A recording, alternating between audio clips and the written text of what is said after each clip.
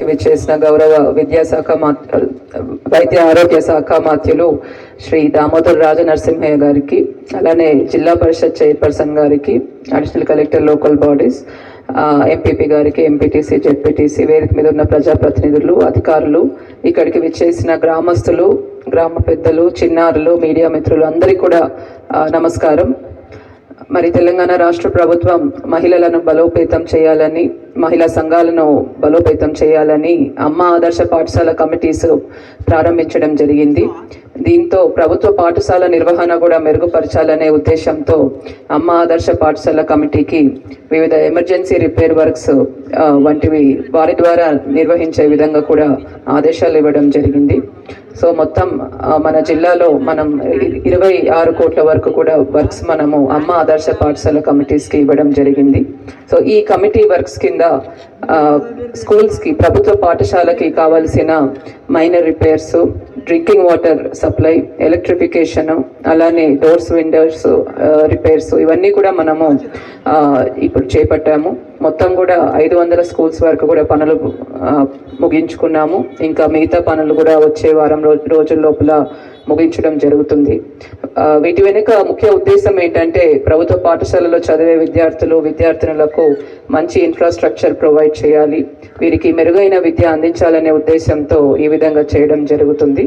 కాబట్టి ఈ బడి బాట కార్యక్రమంలో ఇక్కడున్న ఉపాధ్యాయులు అందరూ కూడా మీ గ్రామంలో మీ ఫీడింగ్ ఏరియాస్ ఏవైతే ఉన్నాయో అక్కడ మీరు ఇంటింటికి కూడా తిరిగి ఎవరైతే చదువుకునే పిల్లలు ఉన్నారో వారందరినీ కూడా ఇమ్మీడియట్గా మన ప్రభుత్వ పాఠశాలలో జాయిన్ అయ్యే విధంగా మీరు అందరూ కూడా చేయాల్సి ఉంటుంది. అండ్ ఇక్కడ ఉన్న గ్రామ పెద్దలందరికీ కూడా కోరేది ఏమంటే, చదువు అన్నది ఎంతో ముఖ్యమైనది. చిన్నారులకు ఉన్నత విద్య అందించాల్సిన అవసరం ఎంతో ఉంది. కాబట్టి మీ అందరూ కూడా మీ పిల్లల్ని తప్పకుండా ప్రభుత్వ పాఠశాలకు పంపించాలి. ఎందుకంటే ప్రభుత్వ పాఠశాలలో మనకు ఎంతో క్వాలిఫైడ్ అయి ఉన్న టీచర్స్ ఉన్నారు.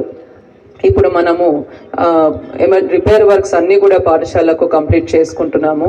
ఇంకా ఏమైనా అవసరాలు ఉన్నా కూడా ఇందాక మన మంత్రి గారు కూడా ఆదేశించారు, ఏవైతే ఇక్కడ అవసరాలు ఉన్నాయో అవన్నీ కూడా ఇమ్మీడియట్గా చేయమని కూడా చెప్పారు. సో ఈ అవసరాలన్నీ కూడా త్వరగా మనము పూర్తి చేయడం జరుగుతుంది. సో మా తరపు నుంచి అన్ని విధాలుగా స్కూల్ ఇన్ఫ్రాస్ట్రక్చర్ ఇంప్రూవ్ చేసే విధంగా పనులు టేకప్ చేస్తున్నాము. అమ్మ ఆదర్శ పాఠశాల ద్వారా ఎవరైతే పిల్లల తల్లులు ఉన్నారో వారి ద్వారానే పాఠశాల నిర్వహణ కూడా చేయిస్తున్నాము. అంటే ఈ అమ్మ ఆదర్శ పాఠశాల ద్వారానే మిడ్ డే మీల్ స్కీమ్ అయినా, శానిటేషన్ అయినా, రిపేర్ వర్క్స్ అయినా, అటెండెన్స్ మానిటరింగ్, ఇవన్నీ కూడా అమ్మ ఆదర్శ పాఠశాల కమిటీ ద్వారానే మనము చేయబోతున్నాము. కాబట్టి పిల్లల తల్లులు ఎంతో ప్రధానమైన పాత్ర పోషించనున్నారు. సో మీ అందరూ కూడా ఈ స్కూల్ నిర్వహణలో ఒక ముఖ్య పాత్ర పోషిస్తారని కోరుతున్నాను.